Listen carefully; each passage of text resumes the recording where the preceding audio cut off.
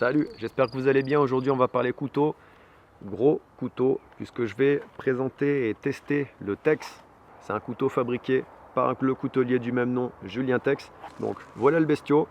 On est sur une longueur totale de 30 cm, longueur utile de la lame 15 cm, une largeur de 4 cm et une épaisseur, tenez-vous bien, de 6 mm.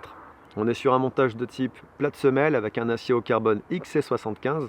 Le poids total du couteau est de quasiment 400 grammes et avec l'étui on est quasiment à 500 grammes. À l'autre extrémité, au niveau du manche, on va retrouver un talon dépassant avec un petit trou pour la dragonne.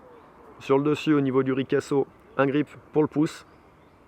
On a des plaquettes bien épaisses. Pour les grandes mains, ça va bien. Même si j'aurais préféré qu'elles soient encore un peu plus épaisses. Mais bon, ça c'est personnel vu la taille de mes mains. Qui permettent d'avoir vraiment une bonne prise en main.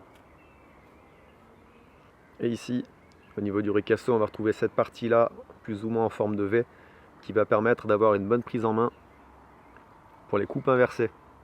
L'étui maintenant, on est sur un étui en cuir bien réalisé, c'est aussi Julien qui réalise ces étuis. Un petit trou ici pour permettre le séchage du couteau, même si on le range humide dans l'étui. Un passant de ceinture ici qui est cousu avec le nom du couteau rappelé ici.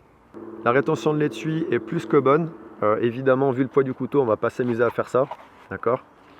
Mais en portant le couteau naturellement à la ceinture, ça suffit largement. A noter aussi que toutes les arêtes du couteau, que ce soit le dos de la lame ou les arêtes du talon dépassant, sont brutes. Donc on va pouvoir gratter le Firesteel avec, et ça tombe bien puisque ça va faire partie du test.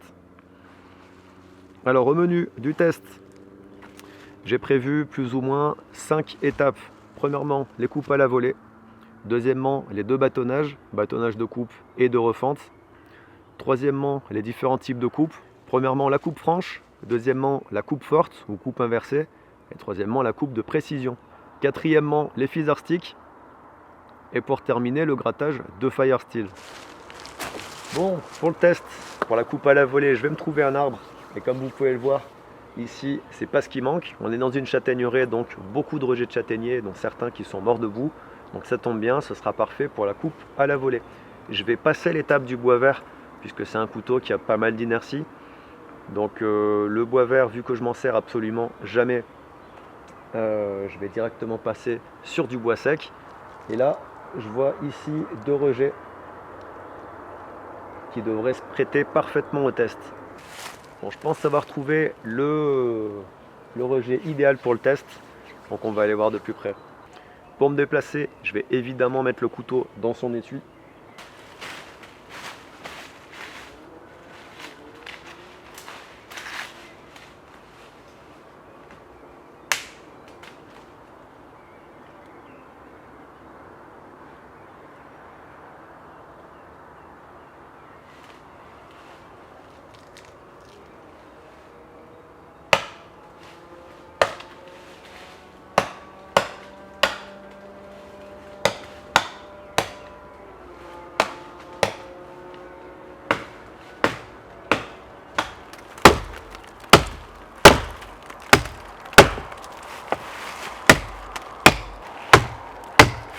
Ce qui est bien avec autant l'épaisseur que le tranchant, qui est convexe, c'est que la lame reste jamais coincée dans le bois, comme ça pouvait m'arriver avec le lynx, ou comme ça peut m'arriver aussi de temps en temps avec ma machette Herbert.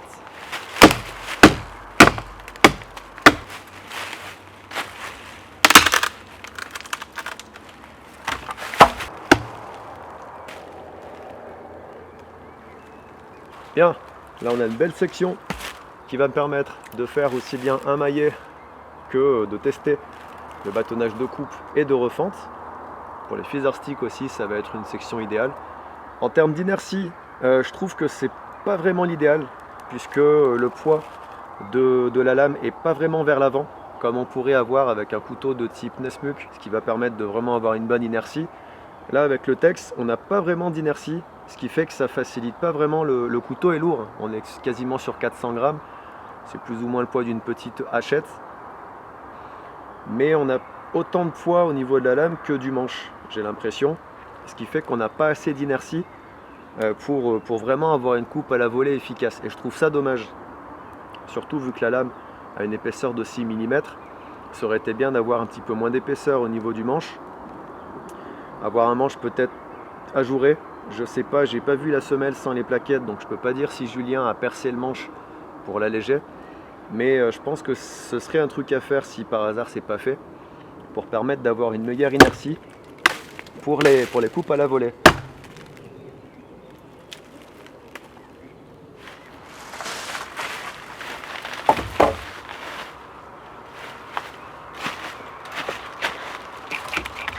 Donc je vais commencer par me fabriquer un maillet qui va me permettre de poursuivre le test avec tout ce qui est bâtonnage de coupe et bâtonnage de refente.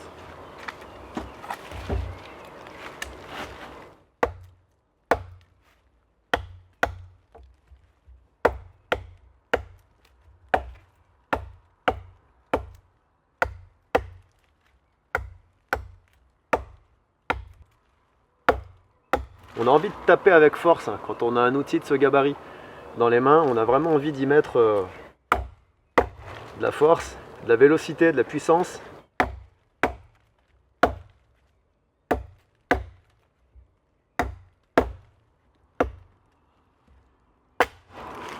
Et là, le talon dépassant pour casser, pour finir une coupe à la volée, c'est juste parfait. Ouais, c'est un beau bestiau, un sacré outil que j'utiliserai pas seul pour une sortie en forêt, mais pour les travaux lourds, il fait bien le boulot. Donc là, j'ai mon maillet.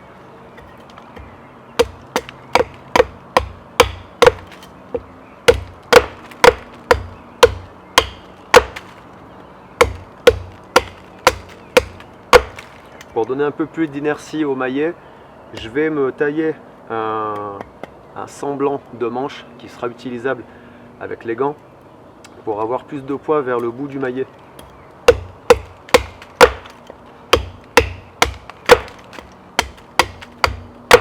Voilà, ça devrait suffire.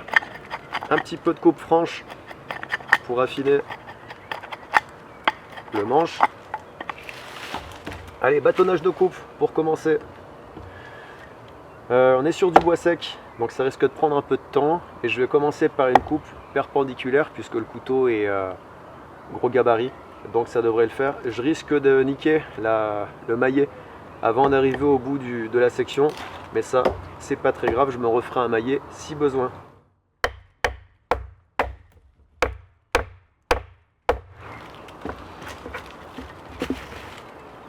Ouais. Ça rentre pas aussi bien qu'une lame fine, on est quand même sur une épaisseur de 6 mm, mais ça rentre quand même bien. Bon, faut dire que là, j'ai pas peur de taper dessus très fort, hein. Quand on voit la gueule du maillet, alors que j'ai à peine tapé quelques coups. Ouais, on a vraiment envie de taper fort dessus, hein. J'espère que tu m'en voudras pas trop, Thomas, de taper dessus comme ça, mais un outil de bourrin, comme ça, ben, ça demande de taper dessus comme un bourrin, non, tu crois pas? Mais toujours avec respect. On respecte ces outils, c'est important.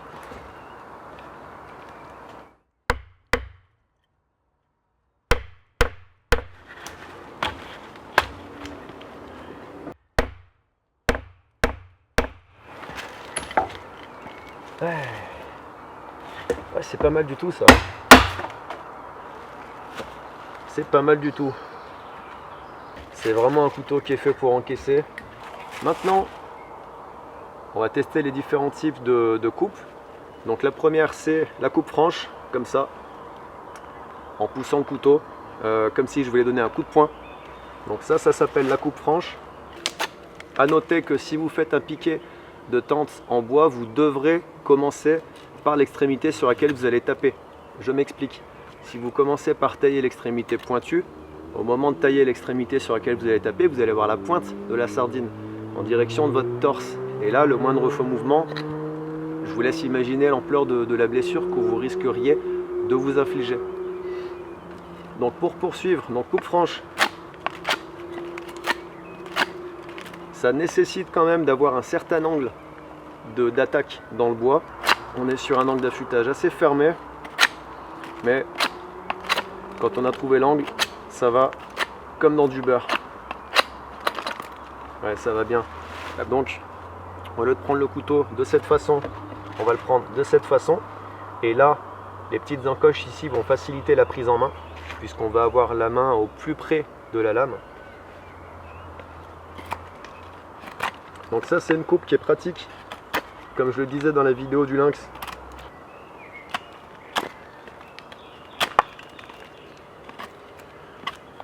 Comme d'habitude, pour pas gêner cette pratique, cette coupe, je porte mon petit couteau. Donc là, c'est le Joker Avispa, un petit couteau de coupe bien pratique. Je vais vous en parler aussi, je ferai une autre vidéo de test avec ce petit couteau. Donc là, comme d'habitude, je le porte en mode baldric pour éviter de l'avoir dans le passage pour les travaux pour la coupe inversée. La dernière coupe, c'est la coupe de précision, donc en s'aidant du pouce de la main qui tient le bout de bois.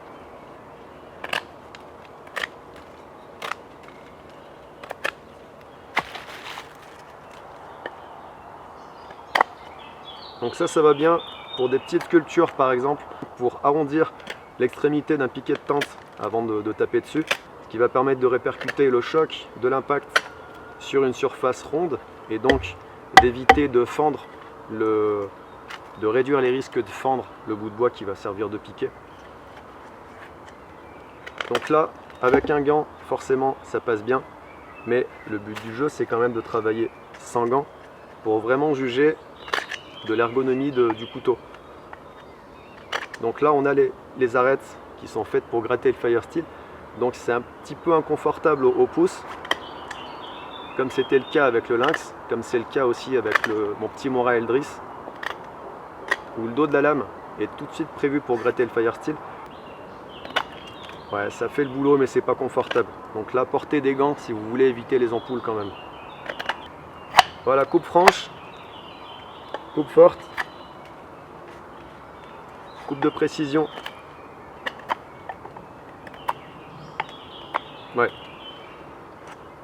Là je vous recommande de porter des gants pour la coupe de précision si vous devez pousser sur la lame, parce que là on va rapidement abîmer la surface de la peau. Bien, on vient donc de voir la coupe à la volée, le bâtonnage de coupe. Maintenant on va passer au bâtonnage de refente. Je vais commencer par une petite section, mais ensuite, le but du jeu, ça va être de quand même tester aussi bien les 15 cm de longueur de lame que les 6 mm d'épaisseur de lame pour voir si on peut fendre vraiment de la grosse section.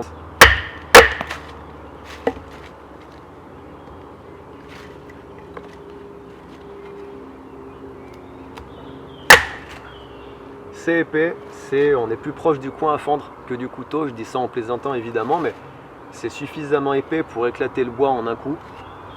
Forcément là on est sur de la petite section, mais j'ai hâte de le tester avec la plus grosse section.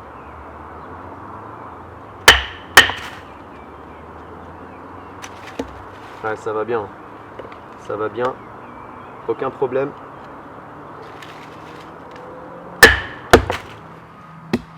Voilà, donc on vient de voir le bâtonnage d'une petite section. Maintenant je vous propose de passer sur le bâtonnage d'une grosse section. Je vais donc scier cette souche pour bâtonner une bonne grosse section. Et après quoi je me trouverai un maillet qui a une bonne inertie pour pouvoir taper correctement sur le couteau.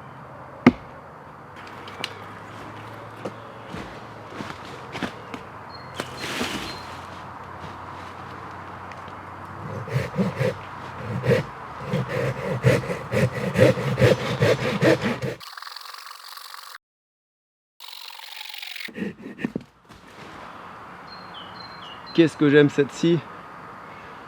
Cette scie pliante, c'est la Silky Gumboy 240. Je vous en reparlerai dans une vidéo dédiée. Voilà, donc ça, c'est pour la bûchette à bâtonner. Bonne grosse bûchette de bois mort. Pour bâtonner cette grosse section, je vais peut-être pas me servir de mon petit maillet, de mon frêle tout petit maillet, puisqu'il n'a pas assez d'inertie et je vais y passer du temps. Donc je vais directement passer sur un maillet digne de ce nom. La lame mesure donc 15 cm. On est entre 10 et 15 cm, ouais je dirais à peu près 12 cm de diamètre. Il y a une fente là, puisque forcément c'est du châtaignier, et le châtaignier quand il commence à sécher, il se fend sur un côté. Donc je vais aller dans le sens inverse de la fente. Et allez, c'est parti pour le bâtonnage debout. Après quoi on passera au bâtonnage à plat, c'est-à-dire la pointe du couteau vers le bas. Et c'est là que c'est intéressant d'avoir un talon dépassant, d'autant que celui-là est vraiment très dépassant, puisqu'on va pouvoir taper dessus.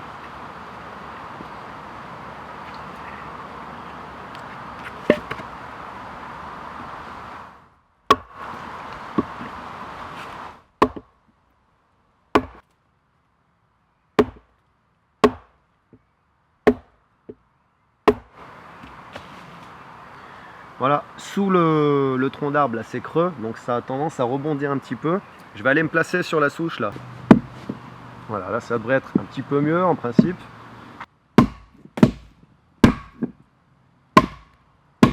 Ça y est, la lame est rentrée. Elle est épaisse, 6 mm, c'est très épais.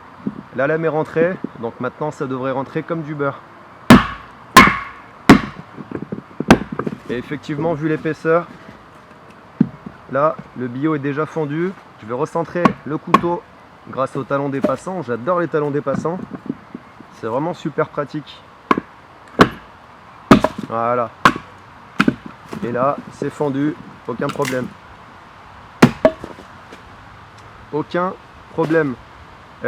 Forcément, avec une épaisseur pareille, le couteau s'en sort sans problème. Voilà, on va continuer de bâtonner. Ouais. Ouais, bon, mon maillet, c'est pas le plus adapté en matière d'inertie. C'est pas le plus lourd. Mais ça fait le boulot. Donc là, on est sur du châtaignier mort, bien sec. Ça fend pas le bois, ça éclate le bois. J'ai l'impression de taper sur un coin à fendre. Donc là, c'est vraiment dû à l'épaisseur du texte. Vraiment super couteau pour bâtonner, un peu moins adapté pour les coupes à la volée. En termes d'inertie, on n'est pas sur un outil vraiment étudié pour avoir de l'inertie. Sinon, on aurait moins de poids au niveau du manche qu'on en a au niveau de la lame. Et quand on voit le point d'équilibre, bah, on n'est clairement pas c'est clairement pas la lame qui est favorisée. Ça fend très bien.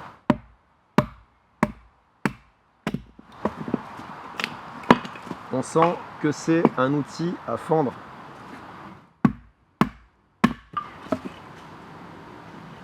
Une fois que le couteau est rentré dans le bois, ça éclate.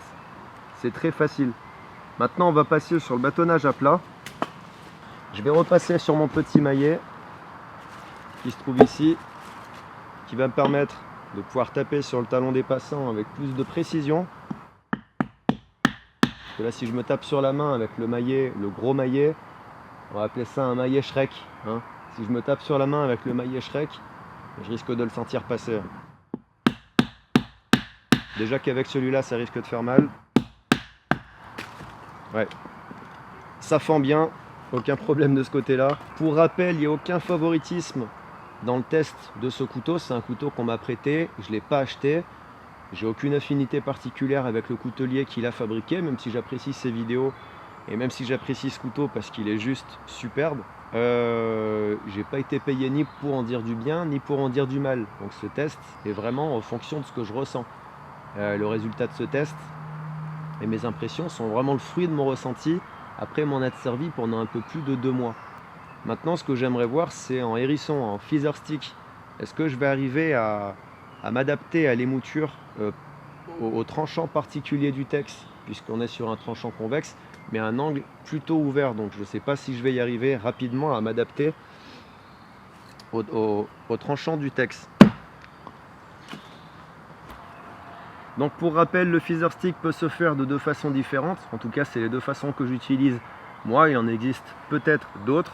La façon la plus connue, c'est en mettant le bout de bois à la verticale sur un support et en faisant descendre la lame du couteau le long d'une arête saillante du bout de bois. En faisant ça, on va décrocher... Oula, je sens que le tranchant du couteau, j'ai pas l'habitude. Bon, en faisant ça, on va décrocher une fine couche de bois qui va être très très fine et qui va avoir beaucoup plus de facilité à prendre la flamme d'un briquet ou l'étincelle d'un fire steel. Fire steel qu'on grattera après dans l'étape finale du test. Donc le bout de bois qu'on va gratter, l'idéal c'est qu'il soit aussi fin que du papier à cigarette ou que de la paille ou que de l'herbe sèche, puisque son but ce sera de prendre feu. Donc là, pour cet exercice, il faut trouver le tranchant du couteau et se servir, si c'est le cas, du poids du couteau, si le couteau est adapté en termes de poids.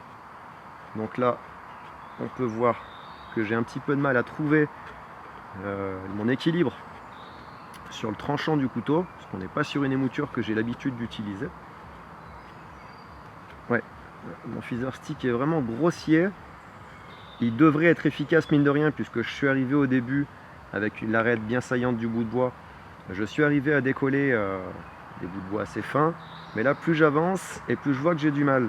Ouais, non, c'est vraiment un Feather Stick très grossier. Ne reproduisez pas ça chez vous, d'accord? Entraînez-vous à faire des Feather Sticks très fins. Là, je donne vraiment pas le bon exemple en matière de Feather Stick. Ça, c'est pas quelque chose que j'aime voir. Ouais, c'est vraiment pas joli. Bon, le Feather Stick est pas fait pour être joli, vous serez d'accord avec moi. Bon, une fois qu'on a trouvé l'angle, je vais arrêter le massacre. Une fois qu'on a trouvé le bon angle, le Feather Stick avec le Tex, c'est une étape validée. Est-ce qu'il sera aussi efficace pour autant? C'est ce qu'on va voir avec la dernière étape du test, le grattage de Firesteel. Avant de passer au grattage de Firesteel, je voulais vous montrer une deuxième technique de hérisson qui est tout aussi efficace que la première. Cette fois-ci, c'est le couteau qui est fixe, puisqu'on va planter le couteau dans le bout de bois. Donc encore une fois, c'est bien d'avoir un talon dépassant. Et cette fois-ci, c'est le bout de bois qu'on va venir promener sur le tranchant du couteau. Donc ça, c'est un petit peu plus facile que le premier, que la première façon de faire des Feather Sticks. Pourquoi? Parce que là, une fois qu'on a trouvé l'angle de grattage du tranchant, mais il ne reste plus qu'à conserver l'angle du bout de bois.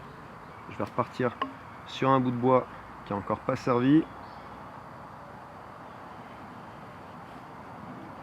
Voilà, donc là, quand vous faites ça, assurez-vous que le couteau est vraiment bien planté dans le bout de bois. Parce que s'il se décroche, vous risquez de vous blesser.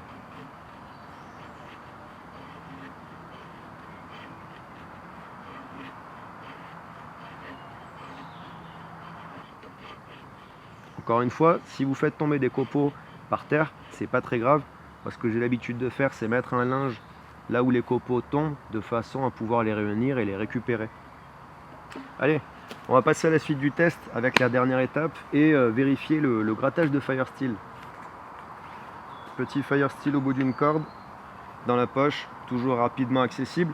Et alors ce que j'aime avec le Tex, c'est que chacune des arêtes du couteau, que ce soit le dessus de la pointe, le dessus du milieu de la lame, le ricasso, le talon dépassant, est affûté de façon à ce qu'on puisse gratter le Firesteel. Je vous montre. Ricasso, dos de la lame, pointe de la lame, talon dépassant. Donc chacun des angles de la semelle du talon jusqu'à la pointe est prêt pour gratter le Firesteel tout simplement. On a vraiment plus de facilité à gratter le Firesteel avec le dos de la pointe de la lame. C'est évidemment fait pour, à mon avis, et je trouve ça beaucoup plus pratique. Donc en situation maintenant.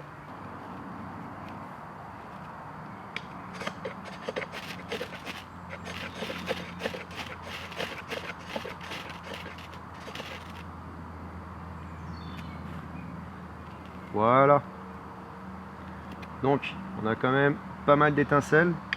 Au final, on est arrivé à démarrer le feu sans utiliser d'allume-feu puisqu'on l'a créé soi-même avec du bois taillé assez fin. D'accord, le Feather Stick, c'est du bois taillé assez fin. C'est fait pour démarrer le feu. Plutôt convaincant, encore une fois, de la coupe à la volée au grattage de Firesteel en passant par le bâtonnage de coupe, de refonte et les hérissons. Le Tex s'en sort vraiment pas mal du tout. C'est un couteau que je recommande si vous cherchez un gros outil avec une belle grosse inertie. Alors attention, en coupe à la volée, on va plus se fatiguer qu'avec un outil qui aurait par exemple la semelle ajourée ici au niveau du manche. Je ne sais pas si Julien ajoure, c'est-à-dire qu'il perce des trous pour alléger la semelle au niveau du manche, mais je pense pas, puisqu'on a autant de poids au niveau de la lame que du manche. Exemple. Voilà. Je pense que l'exemple parle de lui-même. Ce qui me fait dire qu'il faudrait, Julien, si tu regardes la vidéo, et je pense que tu vas la regarder puisqu'un artisan s'intéresse au retour qu'on se fait de ces outils, il faudrait que tu essayes d'alléger un petit peu la semelle détexe au niveau du manche de façon à avoir une meilleure inertie ici au niveau de l'avant de la lame du couteau, comme on aurait avec un couteau de type Nesmuk. Pourquoi pas la machette Herberts, le modèle Scout, machette que j'utilise avec satisfaction déjà depuis pas mal d'années et qui a vraiment une super inertie. Bon, c'est pas comparable, on peut pas comparer une machette même courte avec une lame de 21 cm avec un couteau de camp qui a une lame de 15 cm et une bonne grosse épaisseur, mais je pense que tu vois où je veux en venir, quoi. Je pense que tu as compris ma réflexion. Bien voilà, c'est tout pour cette vidéo, ce test et cette revue. J'espère que vous l'aurez apprécié. Si c'est le cas, n'hésitez pas à cliquer sur le petit pouce j'aime pour me dire que vous l'avez apprécié. Laissez-moi un petit commentaire aussi, ça fait toujours plaisir, surtout si vous avez des questions à poser à propos du couteau ou de ma procédure de test. Si ce n'est pas encore fait, je vous invite à vous abonner à la chaîne.